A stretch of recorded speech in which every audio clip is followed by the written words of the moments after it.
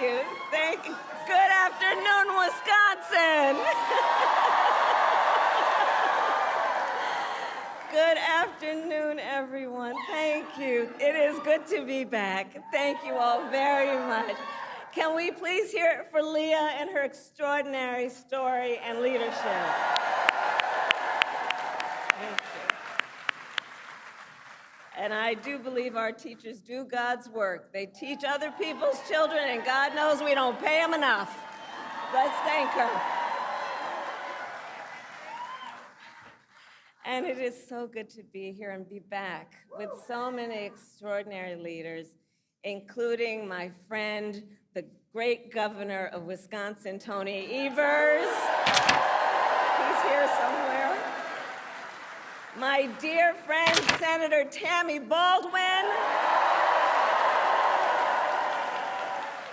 And you know, I had the privilege of serving with Tammy when I was in the United States Senate, and she is always fighting for the people of this state, and I know that the folks that are here are going to make sure you return her to Washington, D.C. in November.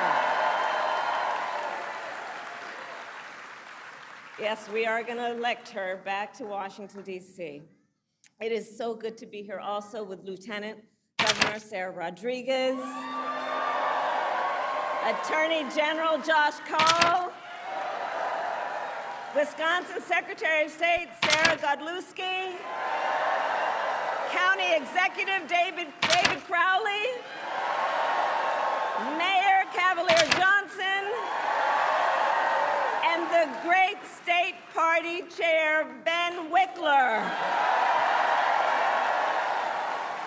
who I have worked with. Ben, you and I have been working together for years, and I can attest he knows how to build the infrastructure that delivers wins up and down the ballot. Thank you, Ben.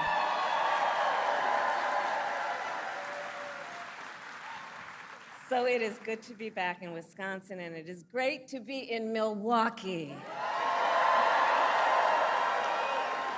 As many of you know, our state campaign headquarters are in this city. Yes, and that there is a reason for that. The path to the White House goes through Wisconsin. Yes, it does. And to win in Wisconsin, we are counting on you right here in Milwaukee. And you all helped us win in 2020. And in 2024, we will win again. Yes, we will. So, Milwaukee, I want to start by saying a few words, and I could really speak at length, but a few words about our incredible President Joe Biden.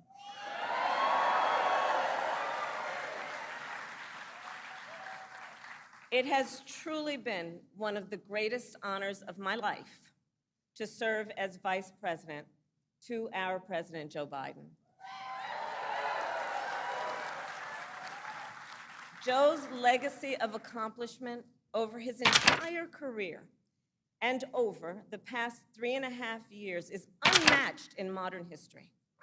In one term, think about it, in one term as president, he has already surpassed the legacy of most presidents who served 2 terms in office.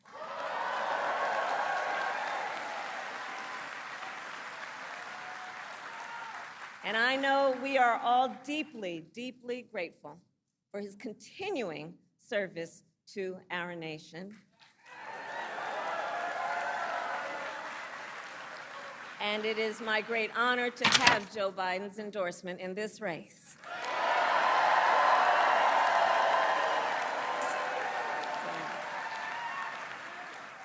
So, Wisconsin, I am told as of this morning that we have earned the support of enough delegates to secure the Democratic nomination.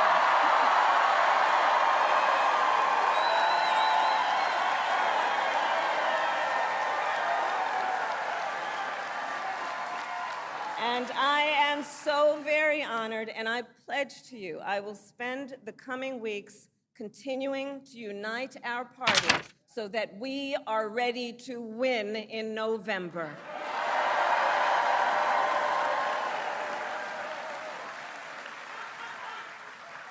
So friends, we have 105 days until Election Day.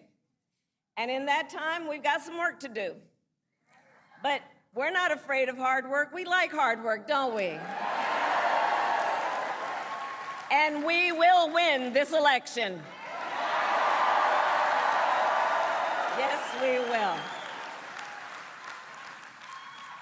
So as Leah told you, before I was elected vice president, before I was elected United States Senator, I was elected Attorney General of the state of California, and I was a courtroom prosecutor before then. And in those roles, I took on perpetrators of all kinds. Predators who abused women, fraudsters who ripped off consumers, cheaters who broke the rules for their own gain. So hear me when I say, I know Donald Trump's type.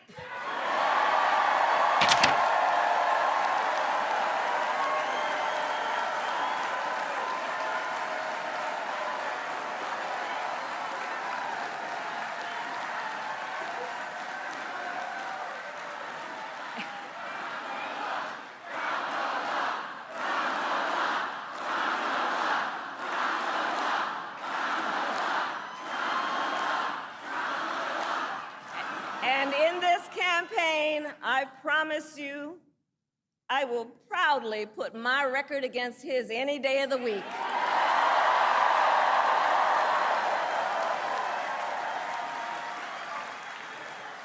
As Attorney General of California, I took on one of our country's largest for-profit colleges that was scamming students. Donald Trump ran a for-profit college that scammed students.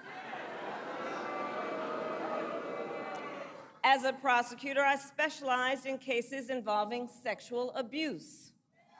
Well, Trump was found liable for committing sexual abuse. As Attorney General of California, I took on the big Wall Street banks and held them accountable for fraud. Donald Trump was just found guilty of fraud on 34 counts.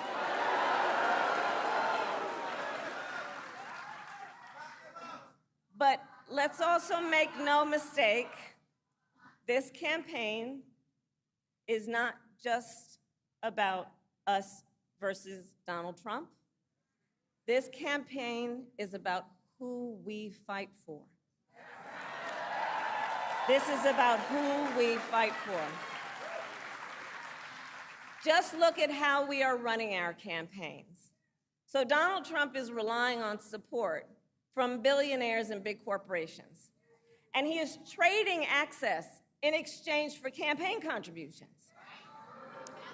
A couple months ago, you all saw that a couple months ago at Mar-a-Lago, he literally promised big oil companies, big oil lobbyists, he would do their bidding for $1 billion in campaign donations. On the other hand, we are running a people-powered campaign.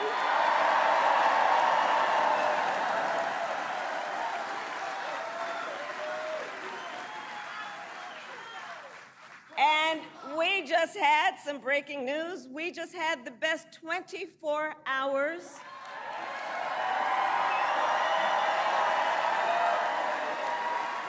of grassroots fundraising in presidential campaign history. All right?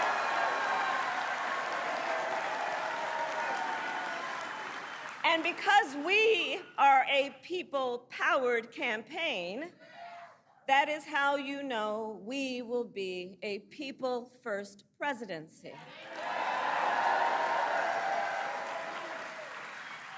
And Wisconsin, this campaign is also about two different visions for our nation. One, where we are focused on the future. The other, focused on the past. We believe in a future where every person has the opportunity not just to get by, but to get ahead.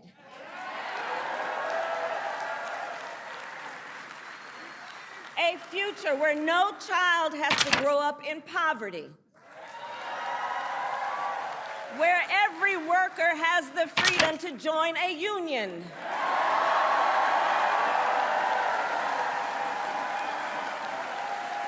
Where every person has affordable health care, affordable child care, and paid family leave. We believe in a future where every senior can retire with dignity. So all of this is to say, building up the middle class will be a defining goal of my presidency.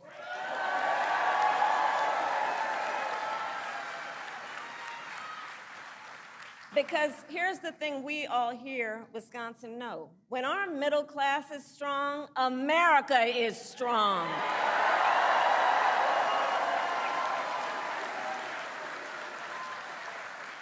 But Donald Trump wants to take our country backward.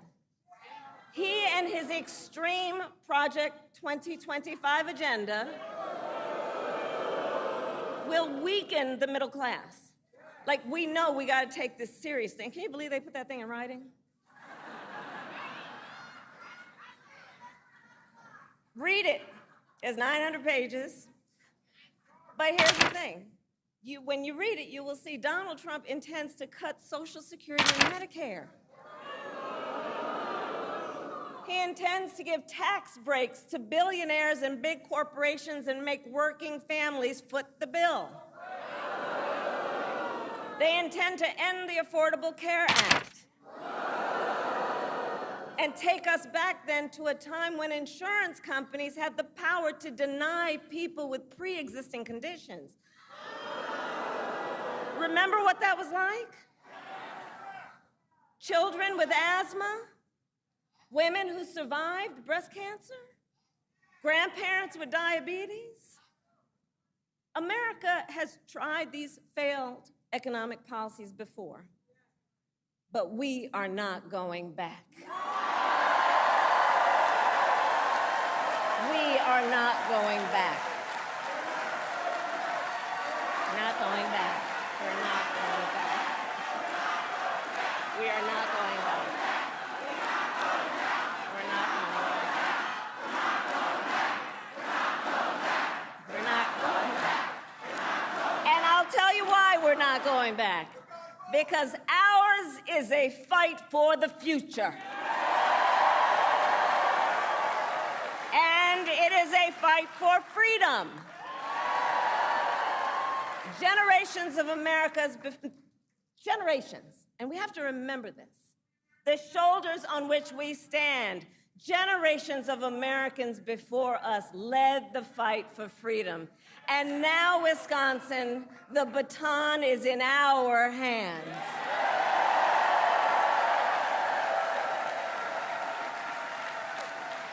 We, who believe in the sacred freedom to vote, will make sure every American has the ability to cast their ballot and have it counted. We, who believe that every person in our nation who should have the freedom to live safe from the terror of gun violence, will finally pass red flag laws, universal background checks, and an assault weapons ban.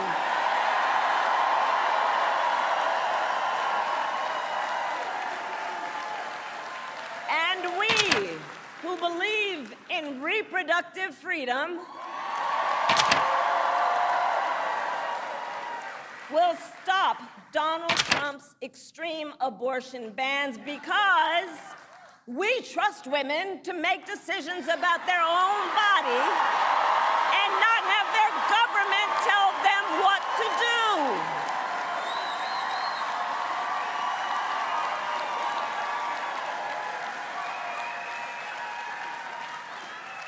And when Congress passes a law to restore reproductive freedoms, as President of the United States, I will sign it into law.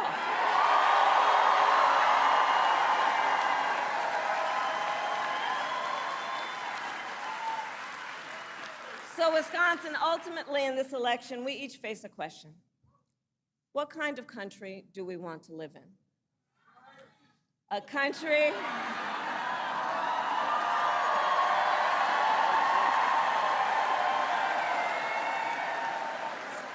and to your point, do we want to live in a country of freedom, compassion, and rule of law, or a country of chaos, fear, and hate? And here's the beauty of this moment. We each have the power to answer that question. The power is with the people. We each have the power to answer that question. And in the next 105 days, then we have work to do. We have doors to knock on, we have phone calls to make, we have voters to register, and we have an election to win.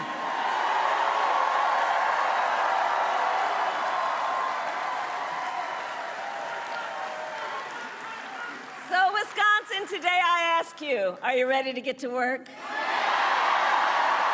Do we believe in freedom? Do we believe in opportunity? Do we believe in the promise of America? And are we ready to fight for it?